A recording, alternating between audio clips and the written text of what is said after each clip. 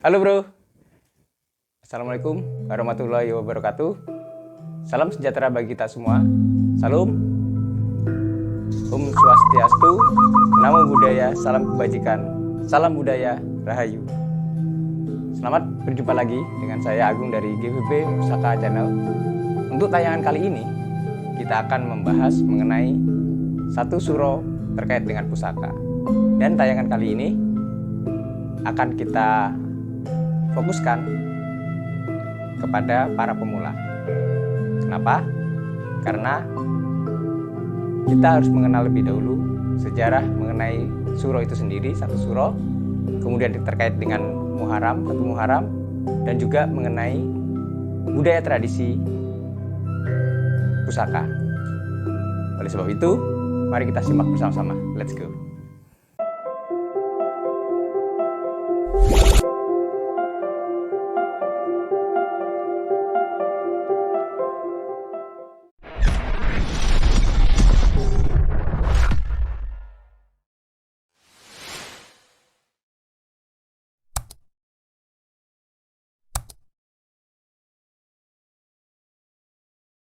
Oke bro,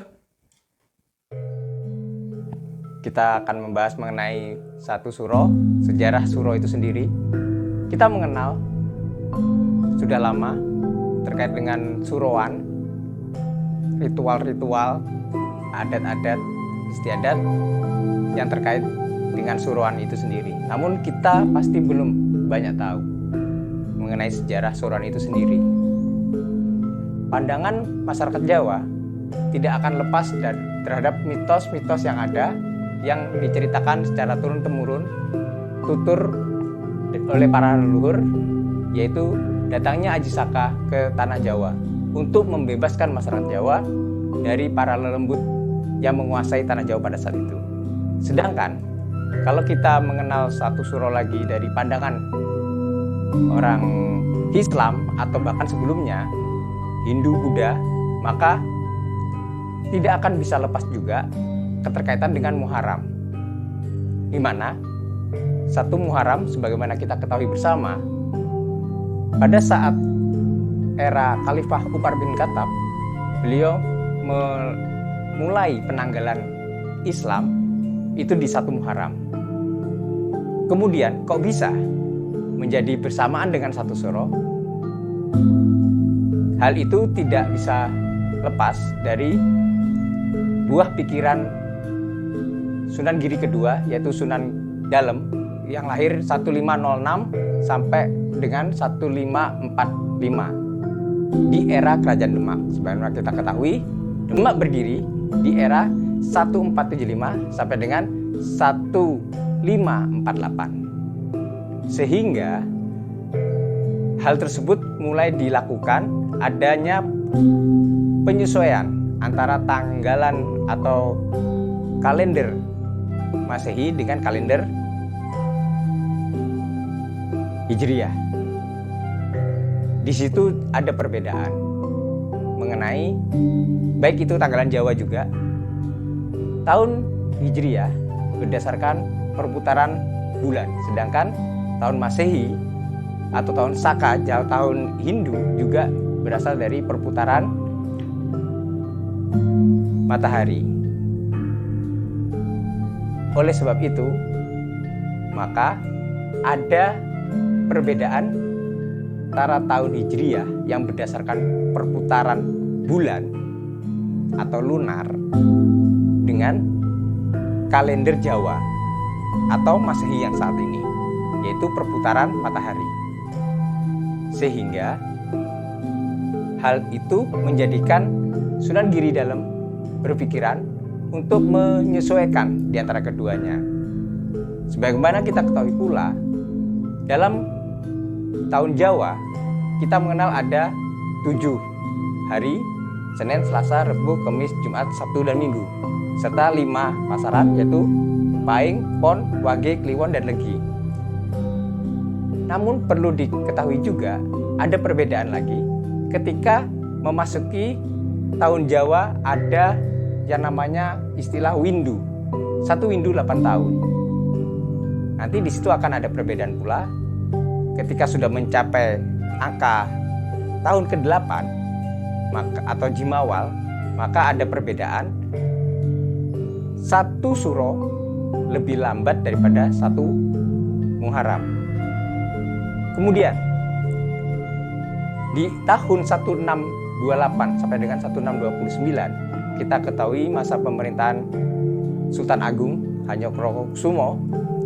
Pada tahun itu beliau menyerang Batavia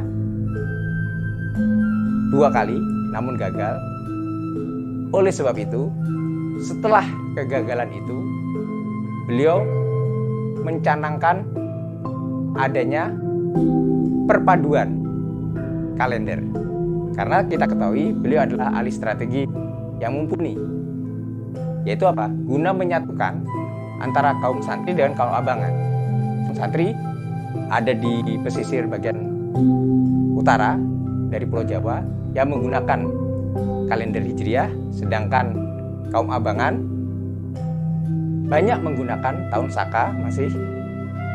Oleh sebab itu, untuk mengkonsolidasikan lagi atau katakanlah menstabilkan keadaan politik pada saat itu, maka Sultan Agung mencanangkan adanya perpaduan tahun itu. Sehingga kita zaman sekarang ini mengalami penyamaan antara satu Muharram dengan satu Suro. Itulah sebabnya ada penyamaan hari, kecuali yang saya bilang tadi, yang saya katakan tadi, di tahun ke-8. Sekarang pandangan masyarakat Jawa mengenai satu Suro itu sendiri, kemudian terkait dengan pandangan kaum Muslim, adanya asimilasi antara Hindu Jawa, Buddha Jawa, Islam Jawa terkait hal tersebut, pandangan-pandangannya, maka tidak akan bisa lepas dari pitutur-pitutur leluhur mengenai suruan itu sendiri. Kemudian nanti akan kita kaitkan dengan pusaka. Oke? Selanjutnya, bagaimana pusaka itu bisa terkait dengan suruan? Maka kita harus memahami adanya pandangan Jawa, yaitu ketika berbicara mengenai lelaku, tirakat, prihatin, dan sebagainya. Di situ ada 4, yaitu menjelang suruan.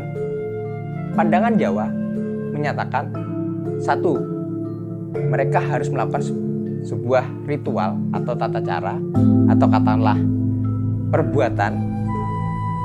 1 semedi, 2 sesirih, 3 sesuci, 4 saresehan. Dari 4 ini kita akan kembangkan.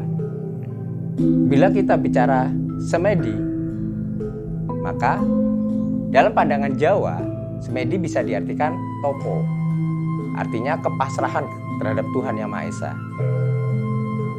Sedangkan kalau kita bicara mengenai Muslim, maka di sini bisa kita artikan dalam satu suro ketika kita melakukan sebuah semedi, di sini artinya adalah kepasrahan kepada Allah Subhanahu wa taala. Itu dengan cara apa? Biasanya dilakukan dengan cara di masjid-masjid atau di langgar. Kaum santri melakukan kegiatan-kegiatan berupa khataman Al-Quran. Kemudian, kalau sesirih sedang melakukan perbuatan-perbuatan baik, menghindari perbuatan-perbuatan tercela, atau menjaga hawa nafsu, atau katakanlah menahan diri. Sesirih dalam pandangan Jawa juga bisa diartikan tirakat. Dalam pandangan Jawa, tirakat bisa diartikan 3, yaitu 1, ngelih, artinya menahan makan, lapar. 2, melaku.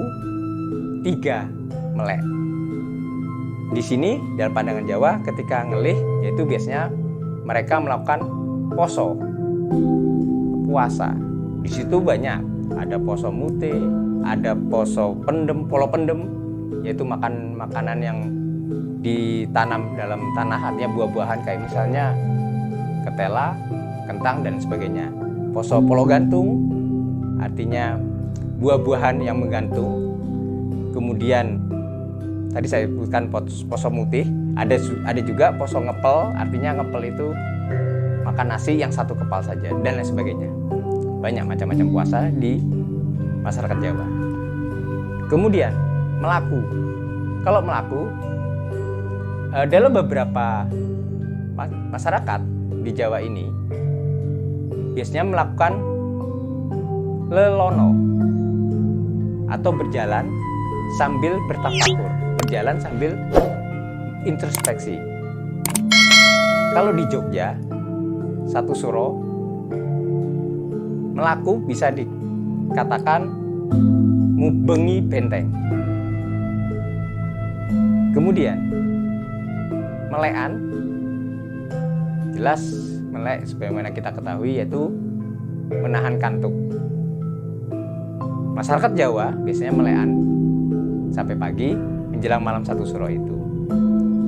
Kalau pandangan kaum santri, sebagaimana kita ketahui ada namanya itikaf di langgar maupun di musola sambil membaca Al-Quran atau membaca bacaan-bacaan kaitannya dengan berzikir dan lain sebagainya. Mungkin itu. Selanjutnya, ketika yang nomor 2 tadi sudah kita katakan sesirih,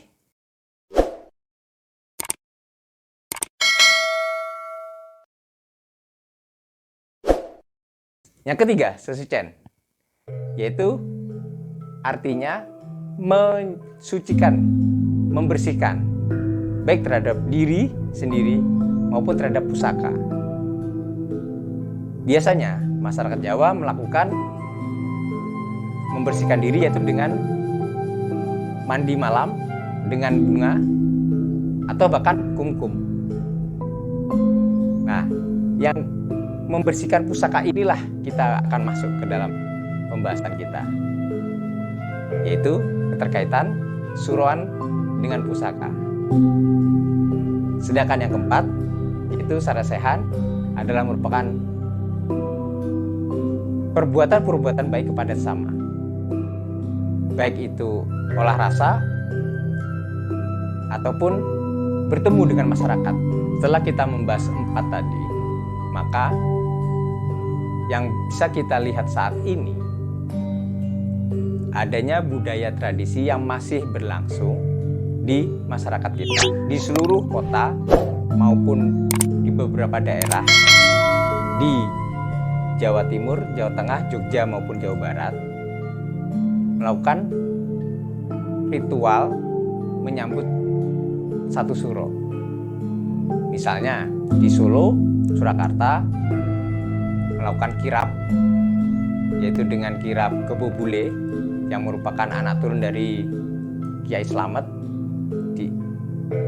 yang diarak, kemudian sambil membawa buah-buahan, makanan dan sebagainya, dan beberapa daerah lainnya, termasuk menjamas pusaka.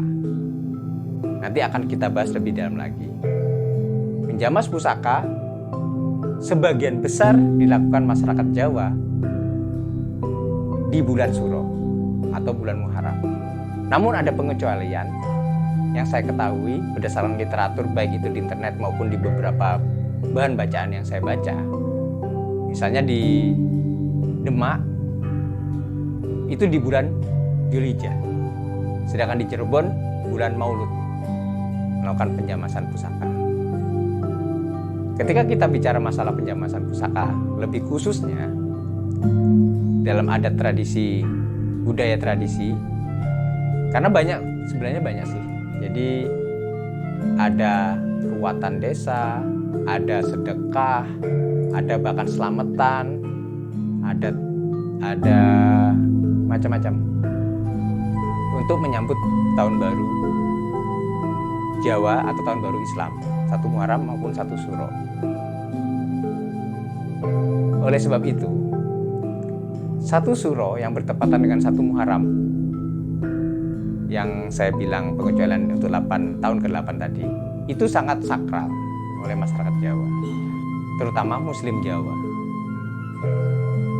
Seperti yang saya sebutkan dalam hal sejarahnya tadi di atas, maka setiap kali satu suro atau katakanlah satu Muharram di sini,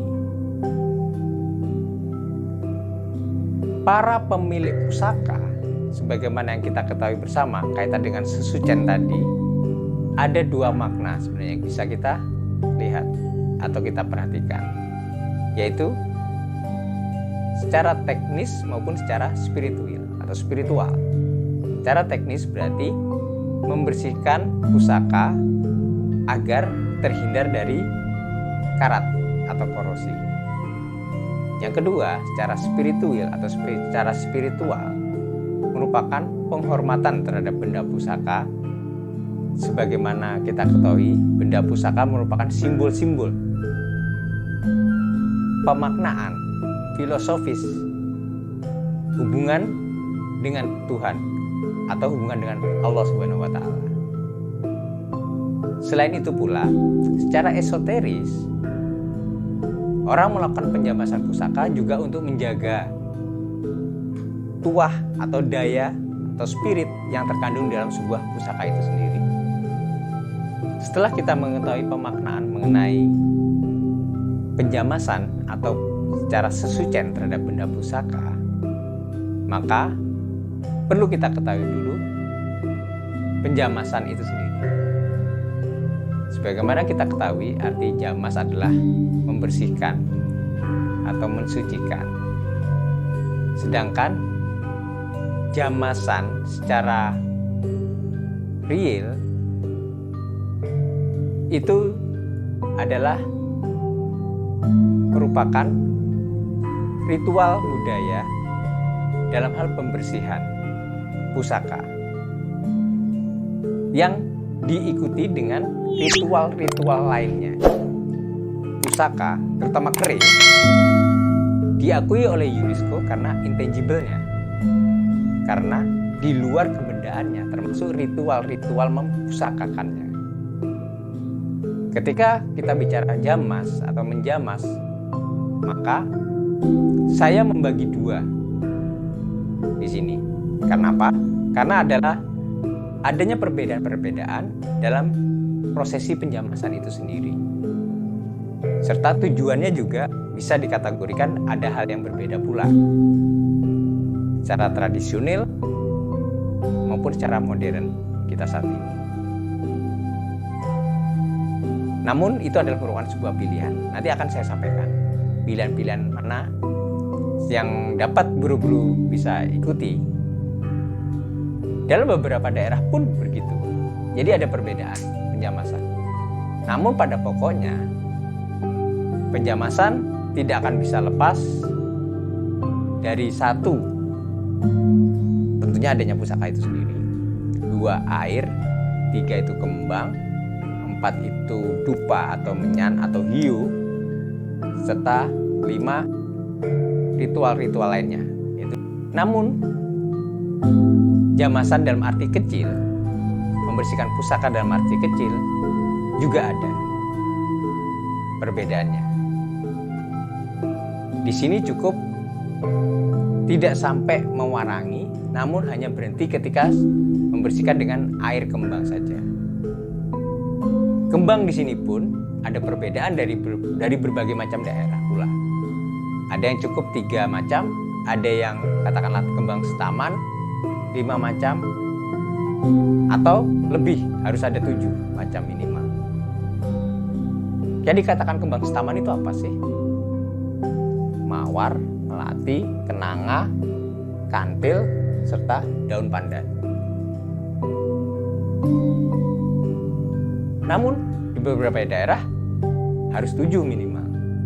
Itu monggo terserah.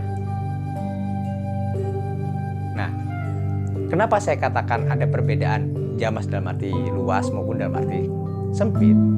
Karena ketika pusaka itu dibersihkan, maka untuk yang luas ini juga disertai dengan mewarangi. Jadi begini, perlu saya sampaikan, proses mewarangi itu sendiri didahului dengan cara memutih.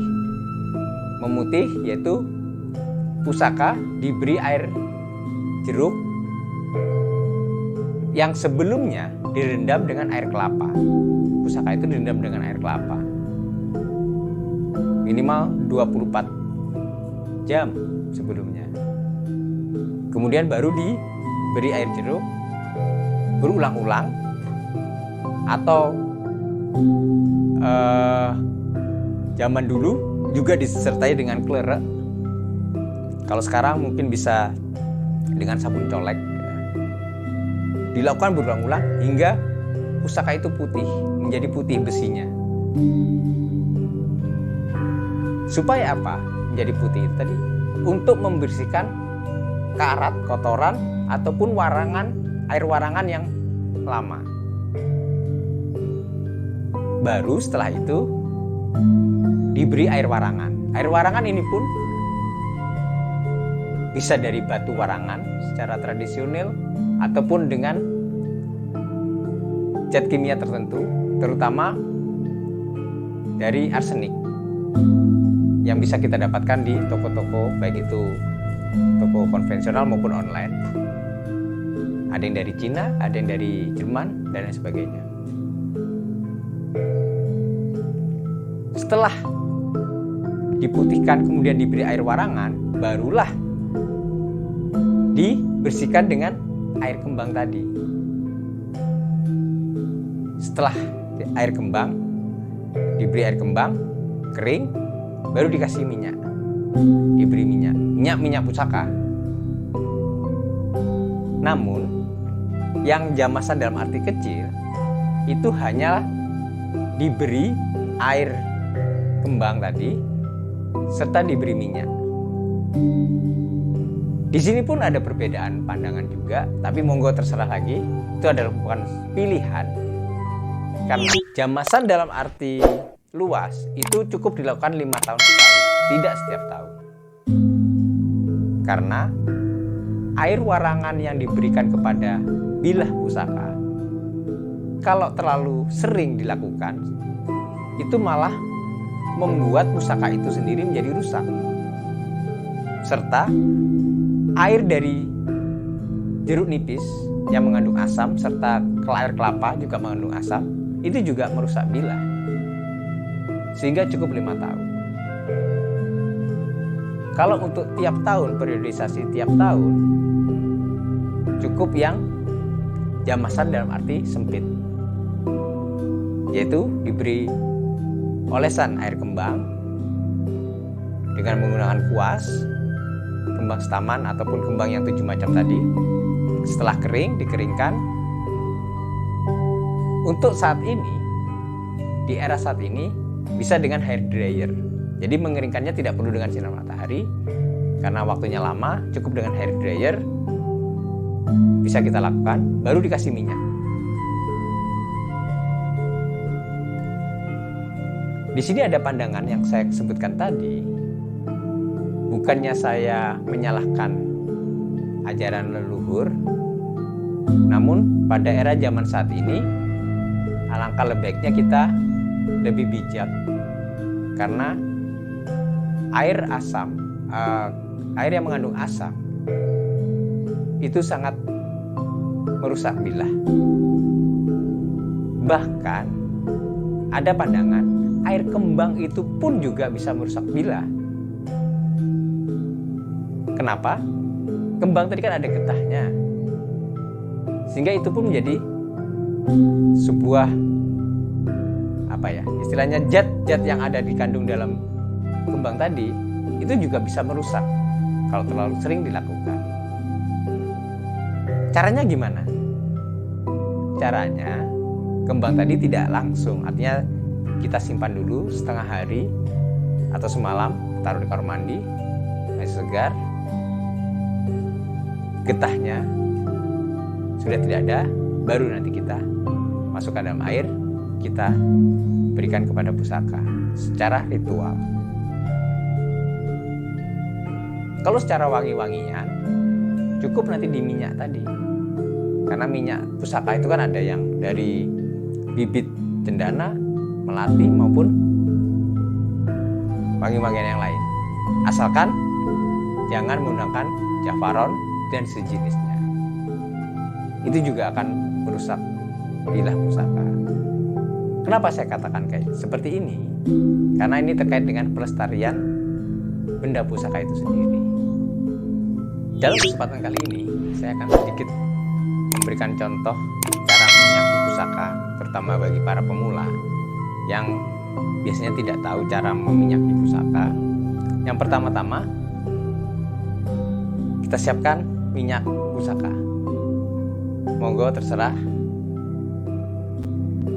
mengandung wewangian cendana kah, melati, atau mungkin yang lain yang bisa dibeli di toko konvensional maupun secara online. Namun yang perlu diperhatikan, cari minyak yang jangan terlalu kental. Kenapa? Karena kalau terlalu kental, itu akan mudah kotoran debu melekat pada pusaka yang telah kita berikan tadi. Apabila terasa terlalu kental, bisa menambahkan dengan minyak semacam ini, singer yang minyak untuk mesin jahit, ditambah dengan bibit wewangian yang saya sebutkan tadi, bisa cendana, melati, dan sebagainya. Namun perlu diingat juga, jangan yang mengandung alkohol. Karena apa? Karena alkohol itu sendiri juga akan bisa merusak bilah. Kemudian yang perlu diperhatikan lagi mengenai minyak ini sendiri, secara esoteris ada kepercayaan mengenai wewangian tadi. Kalau wangian berupa melati, itu terkait dengan esoterisnya adalah pusaka-pusaka yang mengandung tuah kerejekian, mungkin dari pamornya atau mungkin dari dapurnya. Namun apabila misalnya minyak yang dari kembang kantil gitu, secara esoteris dipercaya itu untuk pusaka-pusaka yang terkait dengan kawibawan atau kadidayaan. Sedangkan minyak cendana dipercaya itu yang netral. Sehingga ada pandangan pusaka yang mengandung tuah kerejekian apabila diberi dengan minyak-minyak yang mengandung kawibawan atau kadidayaan, yaitu berupa kantil, maka tidak akan sinkron, sehingga tidak akan menunjang dari tuah itu sendiri. Namun apabila diberi dengan minyak melati, maka pusaka-pusaka yang mengandung tuah kerejekian akan semakin meningkat dan tidak redup tuah itu. Itu yang dipercaya secara esoteris. Sedangkan cendana netral, artinya bisa apa saja. Mungkin itu yang perlu diperhatikan bagi buru-buru sekalian. Ini saya contohkan dengan pusaka saya. Selain, maaf saya tahan kiri, minyak tadi yang perlu kita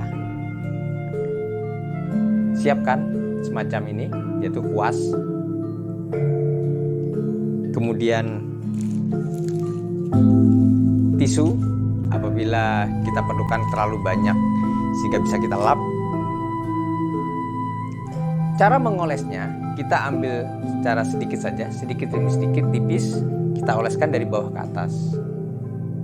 Dari bawah ke atas, namun menjelang sepertiga ujung bilah secara esoteris ini, maka arah yang dari bawah ke atas kita rubah dari atas ke bawah. Hal tersebut dipercaya daya atau tuah atau energi secara esoteris pusaka itu apabila kita teruskan sampai ke atas, dipercaya ini akan membuang secara percuma. Sedangkan tisu tadi gunanya untuk mengelap apabila terasa dalam bilah pusaka itu memiliki karat yang banyak, sehingga ketika sudah diolesi minyak, kita pejet-pejet dengan tisu tadi, maka akan melekat di tisu tadi karat-karatnya. Kemudian kita olesi lagi. Mungkin itu yang perlu saya sampaikan untuk kita sharing, edukasi bagi para pemula terkait satu suro dengan pusaka. Di sini sebenarnya adalah merupakan upaya untuk pelestarian terhadap pusaka itu sendiri, serta menjaga budaya tradisi agar tetap langgeng.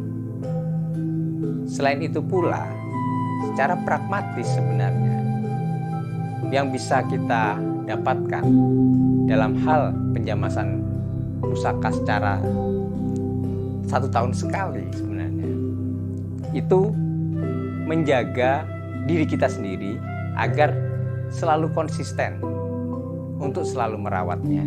Sebenarnya itu poinnya. Demikian tayangan kita kali ini. Salam sehat, salam budaya, tetap semangat. Bye-bye.